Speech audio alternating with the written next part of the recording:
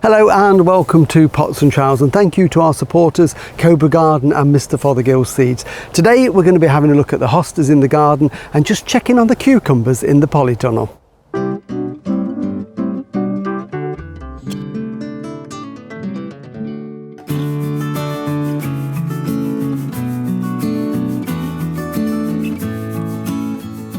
I thought we'd start today down in my little woodland glade at the bottom of the garden. It's not really a woodland at all, it's just got 6 trees in a big circular bed, but I just love the fact that some areas are in the sun and some areas are in dapple shade. It's just a nice place to sit, and I've tried to plant it with lots of lush green foliage and variegated foliage that changes through the year. And one of the things I grow a lot of are hostas in here because I love them through the spring and the summer for their foliage more than anything, and they come in a big range of colours. Some have quite small leaves, but then we get all the lovely different types of variegation, golden foliage, green foliage, and some with this lovely sort of bluey glaucous feel to them. So I think they're really good value for money. They're easy to grow and they're easy to divide and to propagate. And if you haven't got room in the garden, they also grow very well in containers. I know people that have got whole collections of hostas that are just grown in pots. But it's not only the leaf that we grow them for, they also produce lovely flower spikes like this. And in fact, one of the common names for the hosta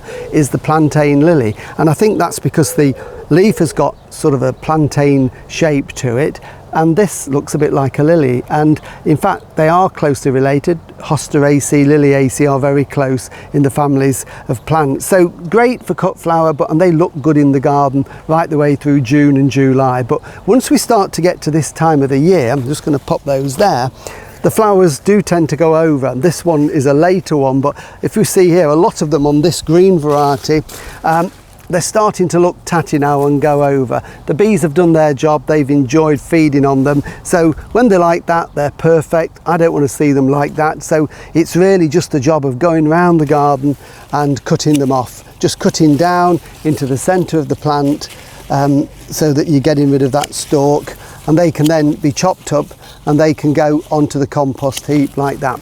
Some people don't like the flowers and they cut them off as soon as the buds appear. It's your choice, it's your garden at the end of the day. And the other thing that you do need to check with them is leaf damage. And if we look at the ones that are just at the front here, we can see that these have got a little bit of leaf damage on them. This has happened only in the last couple of weeks. They were lovely and green and lush, but then we had some sunny weather and cold weather and wet weather, and some of these have just curled up, and this is weather damage. So don't worry if you've got this, it's not a disease at all. It happens often at this time of the year. You know, we're at the end of July going into August.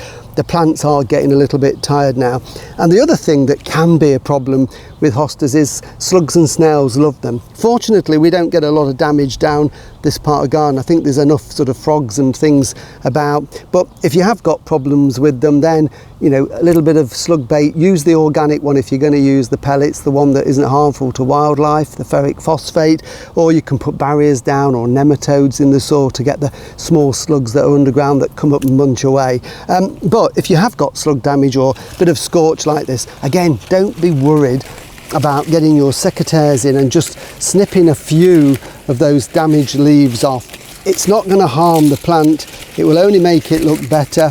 Just by removing a few where they're over the paths like that makes a big difference.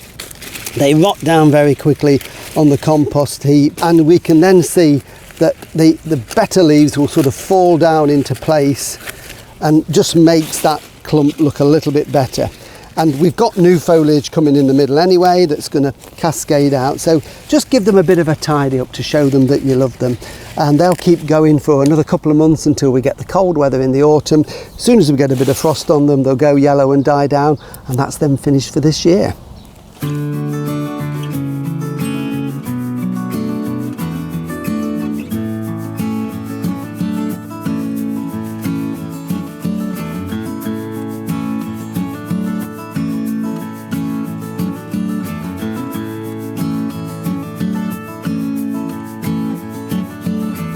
thought we'd just finish up in the polytunnel and just have a quick check on the cucumbers. I love growing cucumbers, and I think a homegrown cucumber's got a very special flavour. When you buy them and they've been refrigerated for several days, they never taste quite the same as the ones picked straight from the plant. I tend to grow mainly the all-female varieties, and they grow really well. They're strong growers, they're hybrids, and we can see I grow a single stem up this framework in the polytunnel. It's just a little bit shaded in this corner, which is what they like, nice and humid. And we've got cucumbers at various stages, some ready to pick, some almost ready, and then as we follow it up we can see we've got the little cucumbers developing. So they're going to keep coming now for several weeks, and all I do is keep tying them in and make sure that, you know, they're looking nice and healthy, and pick them on a regular basis, so that if you don't pick them then the top cucumbers will stop growing. So it's the more you pick, the more you get scenario with them.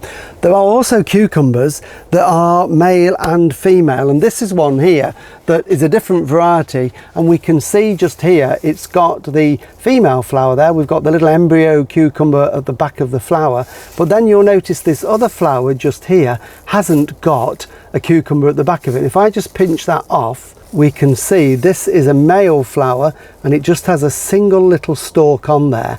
We don't want those, so as soon as we see those on the plant we should take them off, because if they pollinate with that, then it can sometimes make the fruit just that little bit bitter to taste. So if you've got a cucumber that hasn't got the little embryo fruit on there with the flowers, just pinch those off straight away and get rid of them and leave the female flowers on there.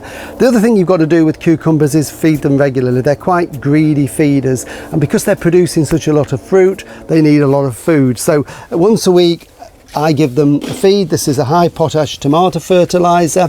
It's always a good idea to water sort of morning, late morning, early afternoon, not last thing at night, because they don't want to stand wet. And with a cucumber we always try and keep this area around the base of the stem fairly dry, because if we get that too wet it can rot off. And then finally just check them over. We can see on this one here there's a leaf. It's quite a manky leaf, look, it's just a bit of sun scorch, so we don't want that on there like that. And then likewise on this one, this is not the female one. The female ones often have a good resistance. We've got a little bit of mildew there. This is just what we call powdery mildew. There's nothing we can spray it with.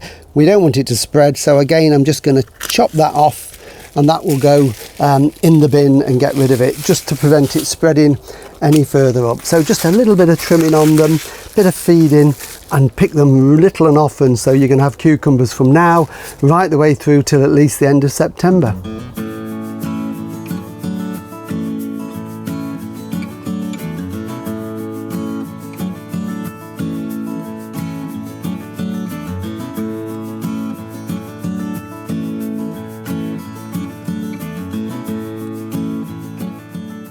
Well, thank you for watching Pots and Trowels, and thank you for all your likes and shares, and please do let us know if there's anything you want us to cover in a future episode of Pots and Trowels, and we'll do our best to accommodate you.